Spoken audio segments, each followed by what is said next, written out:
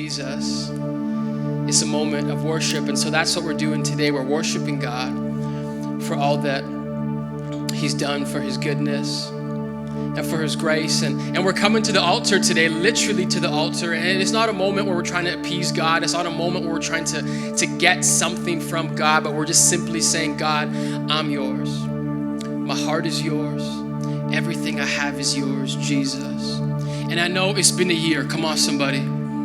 It's been a year. But I just believe right now in this moment, in this space, God is giving us the opportunity to redefine our year, to call it something different. And I just believe that Jesus always gives us the opportunity to call our circumstances, our situations, and our years something different. Is there anyone that believes that this morning? Does the church believe that this morning?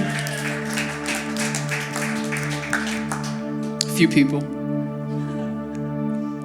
I hope by the end of this morning you believe it. I want to read a passage of scripture found in Ezekiel chapter 37, and this is going to set the backdrop. It's going to get us going where I want to go this morning. This is a vision, and it's a vision that was given thousands of years ago, but I believe that right here, right now in 2020, this vision is so applicable, and I believe it's going to speak to our situations, and I believe it's going to give us hope this morning. Is there anyone that wants hope this morning? Ezekiel 37 verse 1 says this, as the hand of the Lord was on me, and He brought me up by the Spirit of the Lord, and He set me in the middle of a valley, and it was full of bones. He led me back and forth among them, and I saw a great many bones on the floor of the valley, bones that were very dry. It's dark, it's desolate, it's hopeless. And He asked me, He said, Son of man, can these bones live? And I said, Sovereign Lord, you alone know. Then He said to me, prophesy to these bones and say to them, dry bones, hear the word of the Lord. Come on, somebody. Dry bones, hear the word of the Lord. This is what the sovereign Lord says. Say to these bones, I will make breath enter you and you will come to life. I will attach tendon to you and make flesh come upon you and cover you with skin. I will put breath in you and you will come to life. Then you will know that I am the Lord. Come on, somebody. So I prophesied as I was commanded, and as I was prophesying, there was a noise, a rattling sound, and the bones began to come together, bone to bone. I want to call our message this morning, Margin for the Miraculous. Margin for the Miraculous. Can we clap our hands for the worship team, for Jesus? You guys can be seated. So glad that you guys could be here. So excited once again to be here this morning. Hey, once again, can you guys let me know who's excited to be in the church this morning? So amazing. Church online, we love you guys. So glad you could be here for this special moment. It's funny, I said it a moment ago, but I said 2020 has been a year. Does it feel like it's been a year for some people?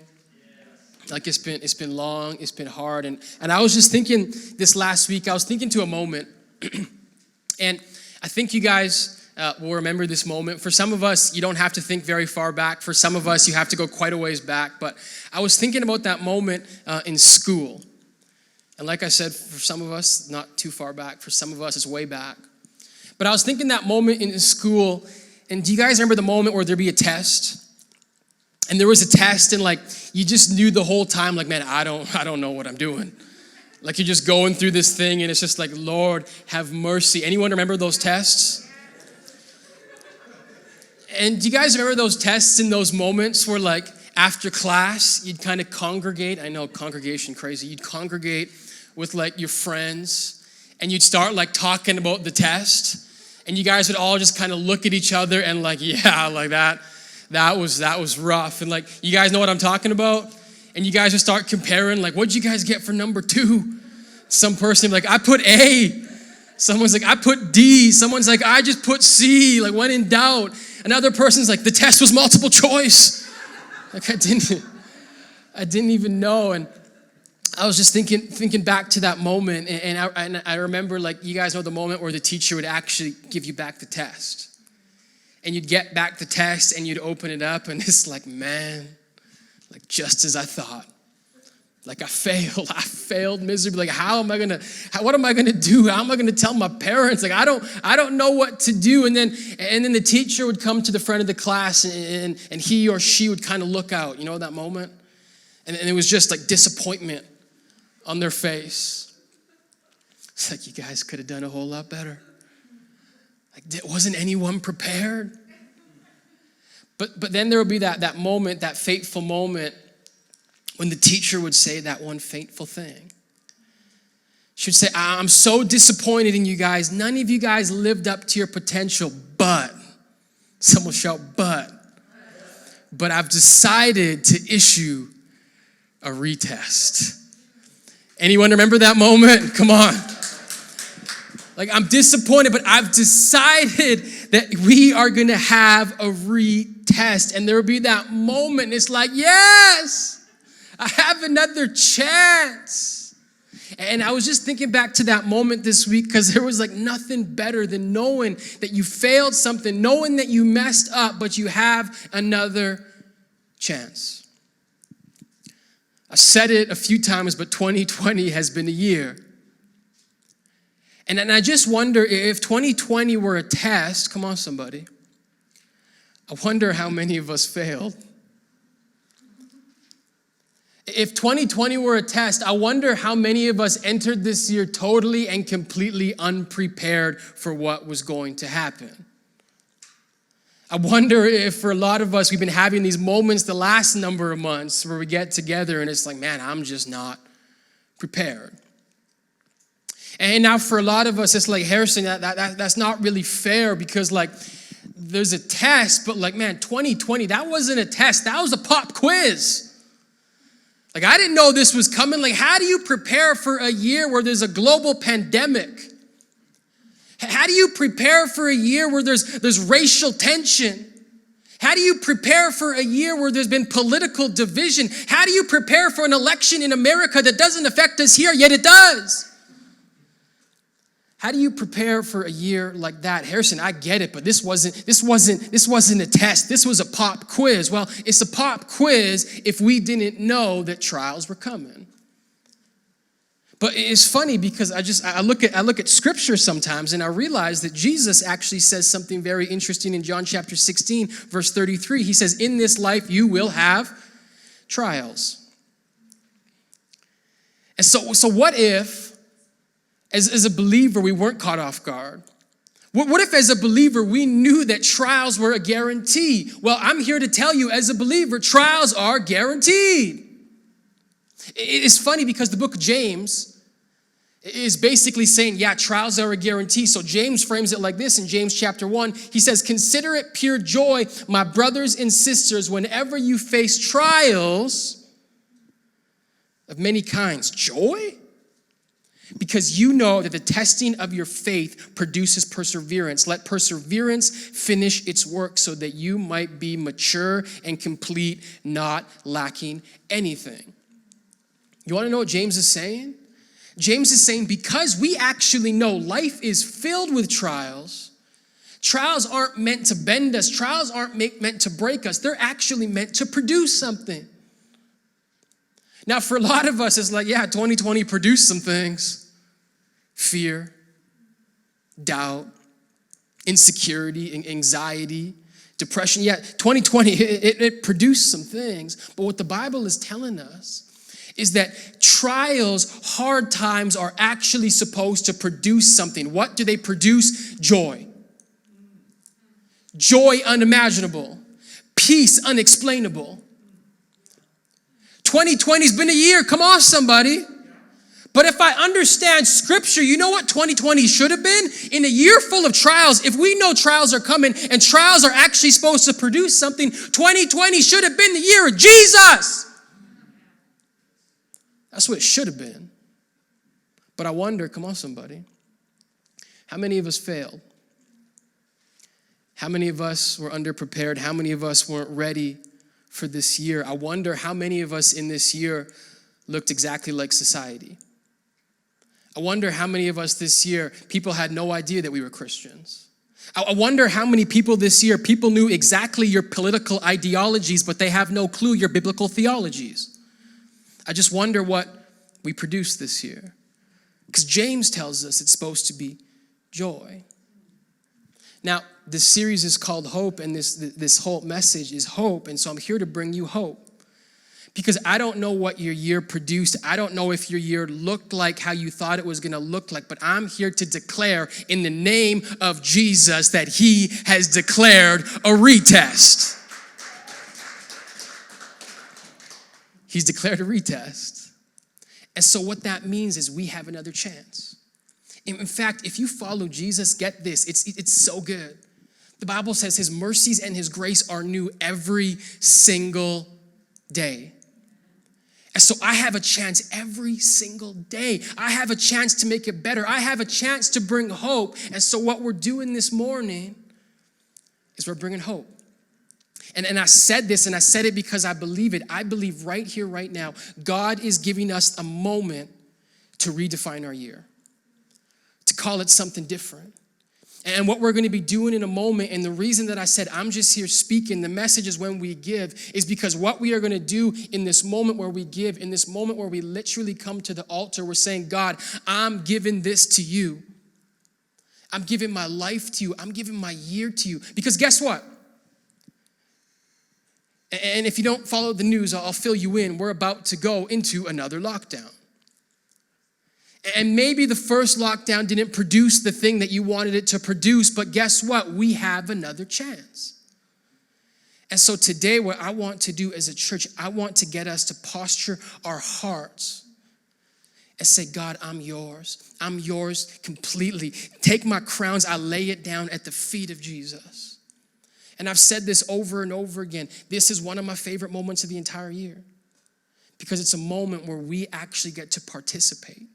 And we get to say, God, hope is in you, and I'm believing that this morning. And so I'm excited for what's about to come in just a little bit, but I do want to preach before we get there. And so I want to look at Ezekiel chapter 37 because I believe that Ezekiel 37 is going to give us a very real picture for today.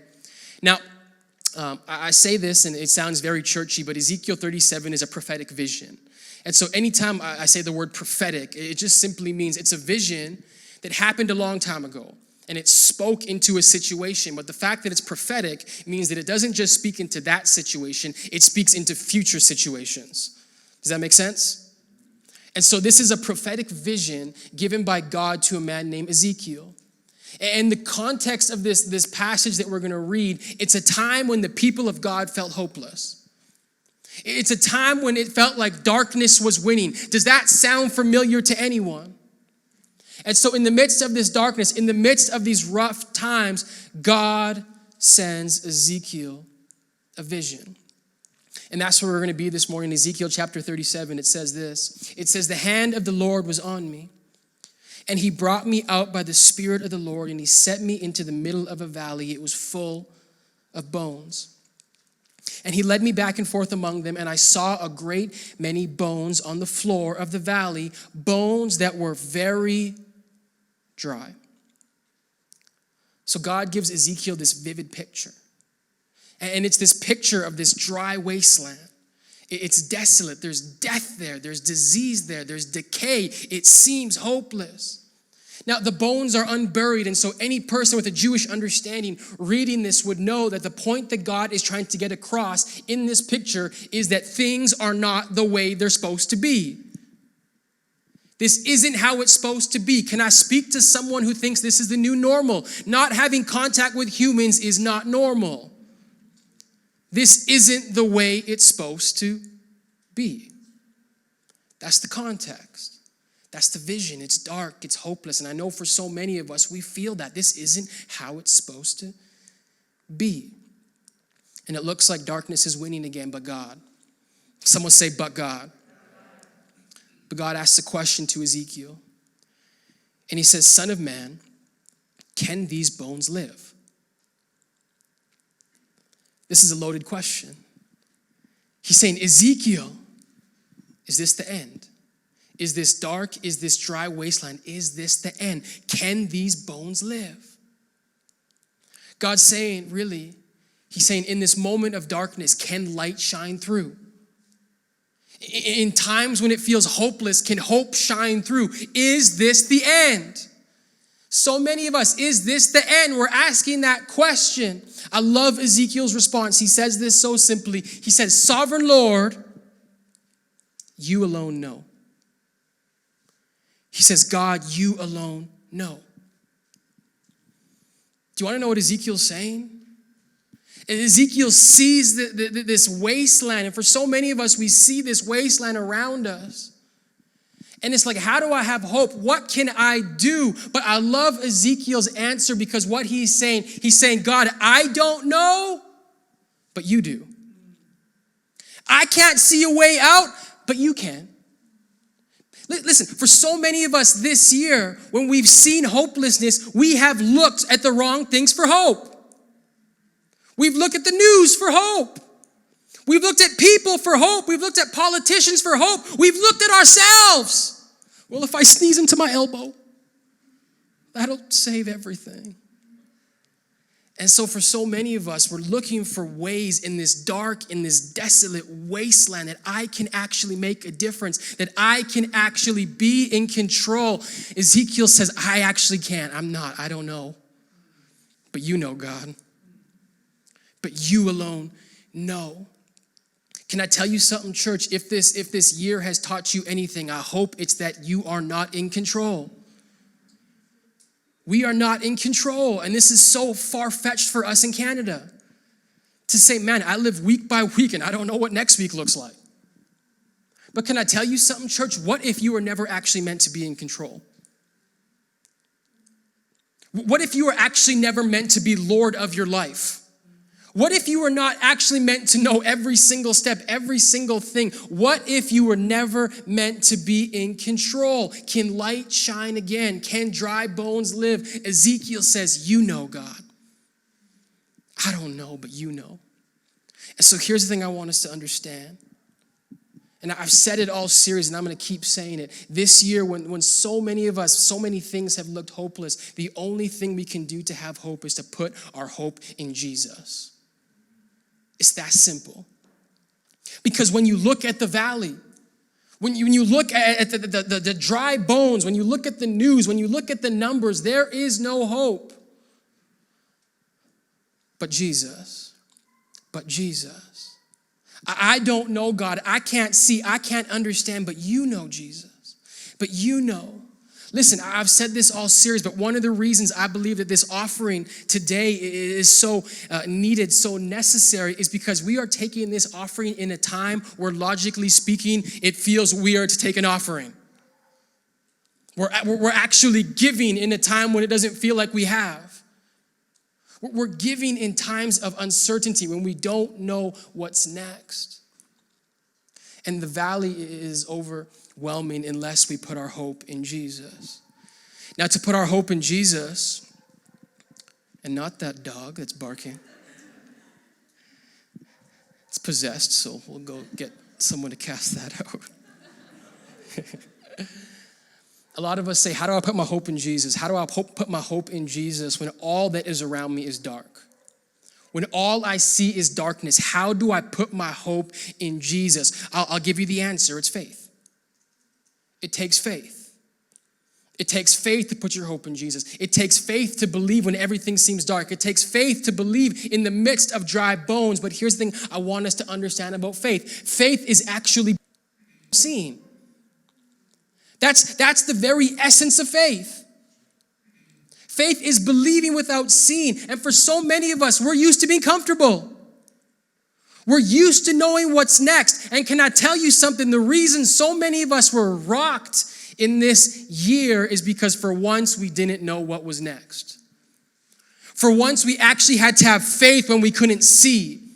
We had to have faith when we couldn't believe. But the essence of faith is this. Faith is believing without seeing. You know what that means? Faith is not built when life is fruitful. Faith is built when life is fragile. When everything's going well, when my bank account's overflowing, when I have a job, when I have health, when I have security, that's the easiest time to have faith. But when things crumble, when we don't know what's next, when we don't know what it looks like, that's actually when faith is built. Faith is not built in fruitful times. Faith is built in fragile times. It's built in fragile times. Faith is believing without seeing. Now, for some of us, it's like, well, Harrison, if I can't see it, if what's around me doesn't look light, how do I have faith? How do I have faith in this season? Two things that I believe the Bible tells us we can cling to in order to defeat darkness. Do you want to hear them? Number one, Book of Revelation, chapter 12, verse 11, it says the blood of the Lamb. How do I defeat darkness? The blood of the Lamb. What does that mean? Jesus. It means that no matter what I go through, Jesus has overcome. Can I tell you something? In this season, so many bad things could happen. So many bad things can happen. Maybe so many bad things have happened. The worst is death. But guess what? Because of the blood of the Lamb, even death is defeated. Jesus holds the power of hell in his hands. He holds the key. And so what that means, whatever I'm going through, sickness, darkness, lack of health, lack of security, Jesus has overcome. When I'm feeling hopeless, I look to the blood of the Lamb. We said this last week. I don't know what you're clinging to in this season if you don't believe in Jesus. It's the blood of the Lamb, Revelation 12:11. But it says another thing. It says, and the power of the words of our testimony. What does that mean? It means our story. It means our story. Now, if you guys heard my message a few days ago online, what I said is that I said, I'm so happy that the government deems us essential, but I don't need a government. I don't really need anyone to call us essential because I actually happen to believe it in my spirit that this is essential. And the reason I believe that is because of Revelation 12:11, the words of our testimony. And what that means is as believers, as a church, it's actually our stories that we have each other, that we can tell to each other. That is actually what gives us faith in this season. It's saying, man, I'm not alone. That's why we're essential. And so it says the word of our testimony, because get this, when we share what God has done, God's faithfulness in the past gives me eyes for the present. Because I know God has worked in the past, it gives me eyes for the present. Can I tell you something, family? If you consider Kingdom Church your home, and if not, what are you waiting for? But if you consider Kingdom Church your home, in this building, online, guess what? God has been faithful in this house. God has been working in this place. Despite all that's happening, despite the fact that things look different week in and week out, God has been working in this place. Can I tell you how God has been working in your house? Because, you see, I think the reason we have our stories and the reason it says that our testimony will actually defeat darkness is because so often what happens is when God moves, when God does something amazing, we never say anything. Or we say something once and we forget it. And so literally the rest of this message, I'm going to tell you and I'm going to show you what God has been doing in your house. So I want to go back all the way to February. And life was simpler back then. Come on, somebody. And it's funny, if you guys remember kind of how COVID worked, it wasn't the disease that necessarily shut down the world. It was Rudy Gobert. Come on, somebody. But what I mean by that is that when this NBA player tested positive, the world kind of flipped upside down, quick. Like if you guys don't remember, that was the hair that broke the camel's back, and then everything was just like closed all of a sudden. It was just fast. And so it's funny because like 2 weeks before the shutdown, as I was preaching, I had no idea about a coronavirus. I never heard of a COVID-19, 20, whatever it was. And so I was preaching and just preaching as if life was good. And God was speaking to me as if life was good. But I see it, and the reason I'm telling you guys this is because what I've realized now in hindsight was that God was preparing us as a church before everything was about to happen. And so one of the things that God said to me specifically, he said, as a church, we're going to start to give money away. Now, what you need to understand is at that time, we're about a year and a half-ish old. And for any church plants, no matter what things are looking like, you still always have that survival mindset, which is like, I just got to survive. Come on, somebody. But God had been good, and so God said, you need to start giving. You need to start being generous. Whenever you have extra, and this is a big thought that God taught us before the pandemic, ask God, why have you given me extra? What do you want me to do with the extra? And so I came to the church and I said, hey, church, we're going to start to be more generous. And maybe you guys don't remember this, but I said something so outrageous and outlandish that I don't want to repeat it. But I said, I have a belief one day as a church, we're going to give away $1 million. I just believe it. And then like a week later, the world shuts down.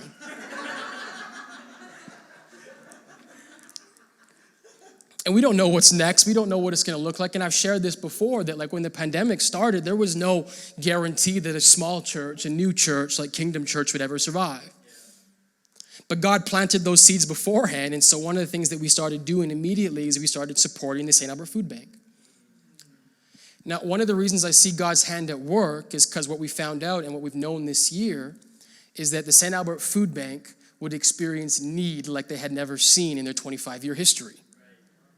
And I'm not saying that our donation like kept them going, but what I am saying is that God planted that in advance because God knows the beginning, come on somebody, from the end. God was not taken off guard. But I also realized something as I look back in hindsight. Why did God teach us so much about generosity beforehand?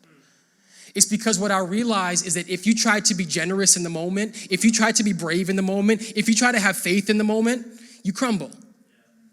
That's why for so many of us, we tried to have faith in the moment. And we fell, but get this, write this one down, tattoo it if you have to. Faith is built in advance. Faith is built in advance. It's making a decision beforehand.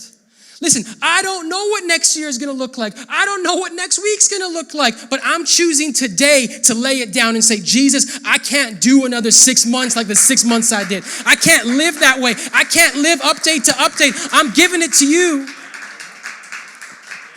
I can't go back to anxiety. I can't go back to fear. I can't go back to that darkness. God, you know. Ezekiel says, you know. You know. Faith is built in advance. It's choosing before the storms. Can I tell you something? If you try, 2019, we used to sing this song. We sing it sometimes called Build My Life. And you guys know it? It goes, I will build my life upon your love. It is a firm foundation. Just got to bring it back. And that was like a song that we sang in 2019. And the idea is that when you build your house on a firm rock, though the storm may come, though the pandemic may come, I will not be shaken. But I wonder how many of us actually live it. Because the storm came. And a lot of us, we're holding on to a piece of wood like Jack in the Titanic. And so this morning, listen to this, church, this morning, we don't know what's next, but I don't want anyone to hear these words in this room, online, to be taken off guard like we were taken last time. I don't know what's next, but my faith is in Jesus this time. I don't know what's next, but come on, somebody. And so one of the reasons we named this offering, and I know for a lot of us in this church, a lot of us watching online, you weren't even a part of our church last year or 2 years ago. And so you've never seen this tradition, but every single year we name our offerings. This is hope. And the reason we name these offerings is because we're going to look back in 2021 and we're going to declare all that God did with what we gave. And we're going to remember we gave hope in a time where it seemed hopeless. That's what we did. Now, for those of you guys who weren't here, for those of you guys who were a part of it, last year was called Sent. Can you make some noise? Anyone that was part of our Sent offering? I'm just talking about God's faithfulness and how it gives us eyes for today. Now, for those of you guys who weren't here, and maybe some of you guys you have forgotten, because it's easy to forget miracles. But in 2019, on our Sent offering, in one day, we got over $39,000. Come on.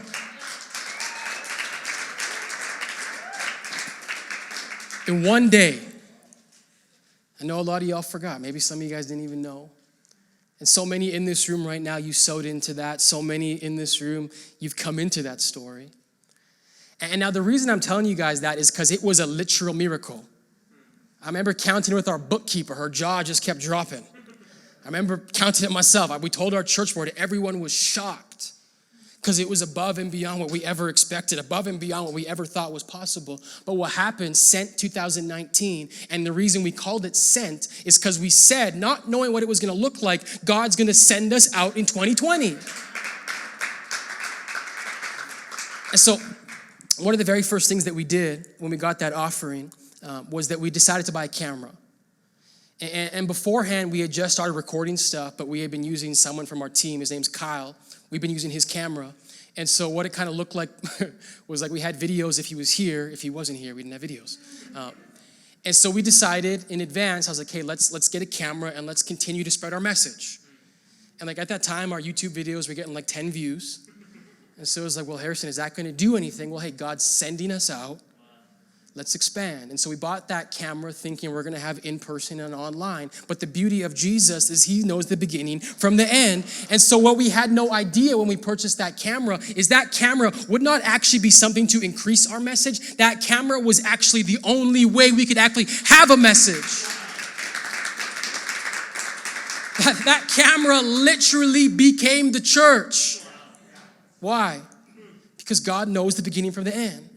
And when he says, I'm gonna take this, Sent 2019, and I'm gonna do something, when God says it, when God speaks a word, he doesn't speak anything in vain. And so when we take Hope 2020 today, I don't know what it's gonna look like, but I can't wait to come up here a year from today. We don't know how long my hair will be, and I'm gonna proclaim exactly what God did in 2020. Hope 2020 in 2021. Because when God speaks a word, it comes in. And so his faithfulness in the past gives us eyes for the future. And I want to just thank every single person from 2019 that said, hey, I'm sowing into this. Hey, I believe in this. I don't know what it's going to look like, but God's going to send us out. I want to share another story. We have a video, if you could cue it up, talking about last year.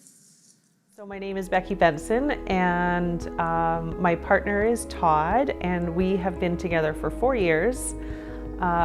We did long distance for about 1.5 years, and then we blended our family. So we have 6 children. There's 8 of us total. And he moved to St. Albert from Airdrie in the summer of 2018. And immediately we started at Kingdom Church in September when they opened up.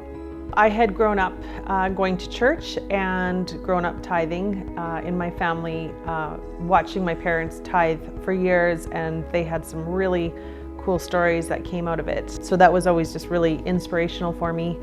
And so tithing and giving wasn't new to me. When we blended our family, Todd is always a generous and giving person. I was always tithing out of my paycheck, and then late last year in 2019, there was a message given about tithing and giving, and I talked to Todd, and we talked about, more than tithing just from my check, maybe we should be tithing from both of our checks now, and he was 100% on board with that. After the messages about giving, and then we did our year-end give, and it was definitely more than we could afford, but it was a step out in faith. And we had long discussions about it, and we were both really good about it. And then just shortly after Christmas, we got a bill in the mail from CRA, and they had done a tax reassessment and given us this hefty bill, and which was a little bit of an annoyance, but and again, we didn't have the extra money laying around to pay this bill. So we sat on it for a week or two, and then all of a sudden a check appeared in the mail for us very unexpectedly. 1.5 years previously, when we had moved into our new home, we had done some minor renovations, and some of the contractors and suppliers billed us directly, and some billed through our construction company. And there was an error made that nobody caught, that we were double billed privately and through the construction company, and it got paid twice, unbeknownst to us. And that company figured it out 18 months later and sent us a check that we had no idea about, which was for the exact amount that we owed CRA for the tax reassessment. So that was just a really neat story of how God provided for us too. Todd and I have just made the decision as a family that regardless of where our bills are at, regardless of where our debt is at, that it's just priority to give, and that you give as much as you can, or even more so, and God will always provide. We have never gone without, and when we have given more than we think we can afford, God provides. If there's people on the fence saying, well, I don't have the extra money, take that leap of faith, and we've never gone without. We've never gone without a meal. God has provided always for us, and we just have faith that no matter how much or how little we give, that God will provide, and we will continue doing so.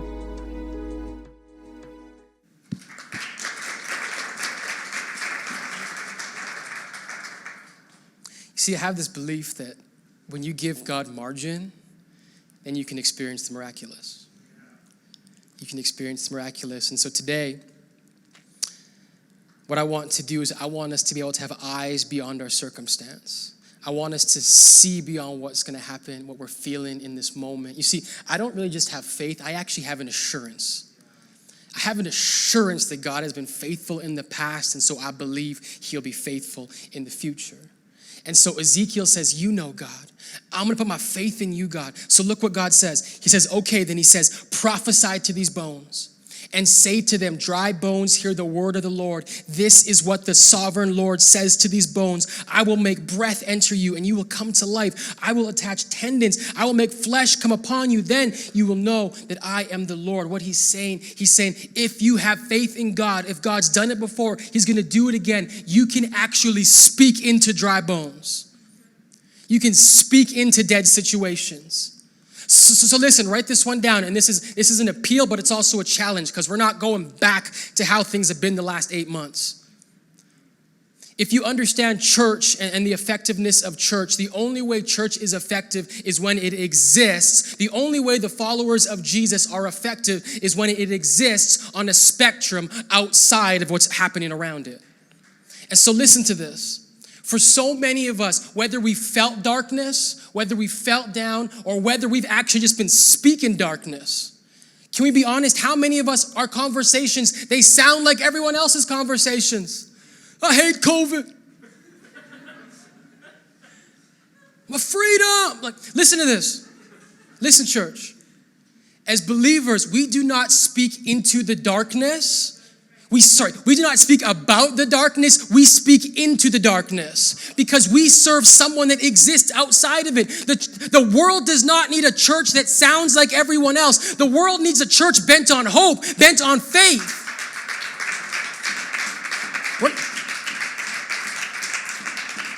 We're not going back to how it was. God says, speak into it. Speak into these situations. Listen, the reason we can speak into our situations is because we have an assurance that says, this is not the end. Even death, this is not the end. There's more. There's more. Speak into it. Speak into it. And so I want to invite the band up, because we're going to close. Now, one last thing I want you guys to know as a church that we're committed to doing. And it started, like I said, because God planted some things in advance. But we've just been asking God the question, God, whenever you give us something, whenever you give us extra, what do you want me to do with the extra? And so if you guys were here a few weeks ago, I told the story, and you guys just heard. In December 2019, God blew us away with a scent offering. It was a miracle. And the miracles just continued to keep on coming, because what happened in July was that our whole budget was met for the entire year. And so literally we then had this moment where God had given us above and beyond as a church. Is everyone following? And so then I began to seek God, and I began to ask God, what do you want us to do? What do you want us to do with the extra? And I felt the Lord speak to my spirit, and he brought me back to the scent offering 2019, which we've spent in part.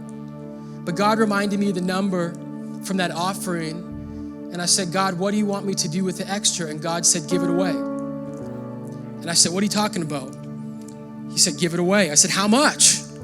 He said, all of it. And I said, Jesus, I think you got the wrong number.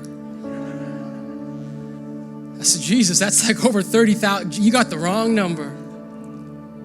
I said, how much? He said, all of it. And so I said, God, this is big. This is too much. Like I have faith. I really do.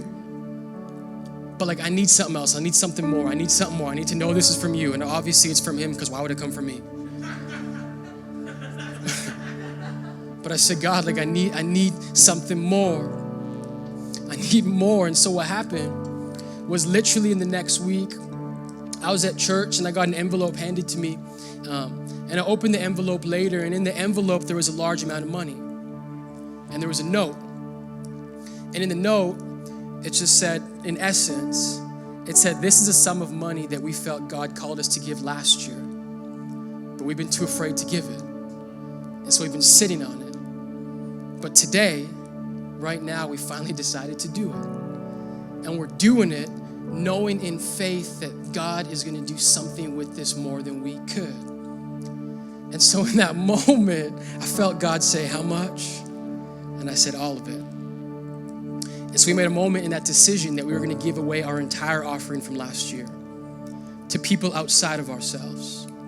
And I remember I went and I told some people, and I told our church board, and I prayed that our church board would tell me no. And I'll keep it invested. But Pastor Ryan, you guys know Pastor Ryan? He just said so simply, he said, you can't outgive God. He says, so give it away. And so for the last number of months, that's exactly what we've been doing. We've been giving it away. If you guys don't know, we were able to buy someone a car because we're giving it away.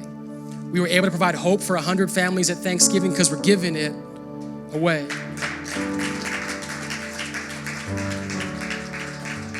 Because when God gives us hope, we don't have it for ourselves, it's for other people. And so God said, before we take another offering, let's give it away. And so we're just blessing so many people. This afternoon, we have the opportunity to bless again well over 100 people this Christmas season. We're going to bring hope. I'll talk more in a second because we need some volunteers.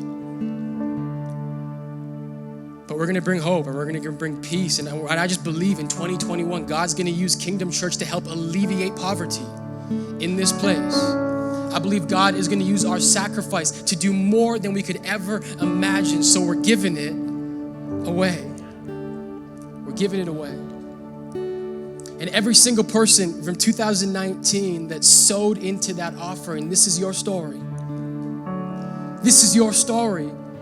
And so he says, I prophesied as I was commanded, and as I was prophesying, there was a noise, a rattling sound, and the bones came together, bone to bone. And I looked, and the tendons and the flesh appeared on them, and skin covered them. It's like, Harrison, if we're doing all that, isn't the job finished? But look what it says. It says, but there was no breath in them. He spoke into it once, but the job wasn't finished. Listen to this, church. Every single person in this room that sowed in last year, we thank you, we love you, but guess what? It's a new year. And there's more stories to be told. There's more hope that we're going to give. And so what he says, speak to them again, prophesy to the breath, prophesy, son of man, and say to it, this is what the sovereign Lord says, come breath from the four winds and breathe into these slain that they may live. So I prophesied as he commanded me. And breath entered them, and they came to life, and they stood on their feet. Look at this, a vast army. Come on, somebody. I need you to... And so today in this moment, if you guys could all stand, we're about to enter a moment of worship. Right now, the message is about to be preached. He says, I prophesied as I was commanded. What we've said this whole series is that there is no number that you need to give. There is no amount that you need to give. It's all about whatever God calls you to. And whatever God calls us to, we give it in faith. And we give it in faith, believing that so many people's lives will be changed. Listen to this, church. I'm believing Hope 2020. So many people's lives are going to be changed. Hey, Church Online family, thank you so much for watching. Hey, this is a special moment right here, right now. You have the opportunity to give to our year-end offering. Now, I know you're not here in person, but this is still a special moment. So we want to encourage you. You can do this at home. You can do this in the comments. We want you to write one thing that you're hoping for in 2021, one thing you're believing God for.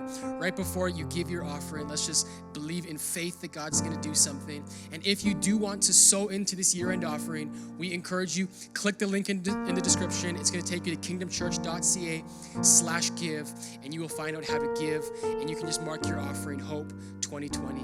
We believe that God is going to do something special. We love you, our online family, and thank you for partnering with us. We'll talk soon.